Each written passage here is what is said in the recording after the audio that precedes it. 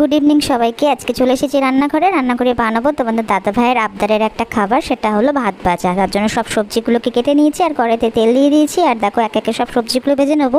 আর দেবে একটু ডিম, তবে ডিমটা দেখো এখানে আটকে গেছে, কিছুতেই বের করতে পারছিলাম না। লাস্টে নিজের বুদ্ধিটাকে কাজে লাগিয়েছি, ডিমটাকে ওখান থেকেই ফাটিয়ে নিয়ে ওটা সমেতই উল্টে দিলাম কড়াইয়ের মধ্যে, কারণ একটাই ডিম ছিল আর যেটা কিনা ওটার মধ্যে আটকে গেছিলো, সেই কারণে আর অন্য ডিম নিতে পারিনি। এটা ডিম দিয়ে আমাকে কষ্ট করে এভাবে ডিমটাকে নিতে হয়েছে। তো দেখো সব সবজিগুলো এক এক করে দিয়ে দিয়েছি আর লাস্টে দিলাম পেঁয়াজ আর ক্যাপসিকাম, কারণ ওটা আগে দিলে না বড্ড একটা তেল ছিটে গন্ধ বেরোয়, মানে পেঁয়াজটা বেশি ভাজা হয়ে গেলে ভালো লাগে না খেতে, আর ক্যাপসিকামটা কিন্তু সেরকমই।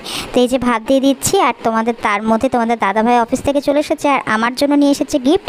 এই দেখো আমি খুব খেতে ভালোবাসি এই দুটো জিনিসই, বিশেষ করে দিলখুশটা খেতে বেশি ভালোবাসি। তো এই যে এখানে আমার ভাত ভাজা রেডি হয়ে গেছে আর তোমাদের দাদাভাইকে এখন গরম গরম পরিবেশন করবো। আমারও কিন্তু ভীষণ ভালো লাগে, 90 দশকের বাচ্চাদের এটা সবথেকে প্রিয় খাবার। তোমাদের কেমন লাগলো?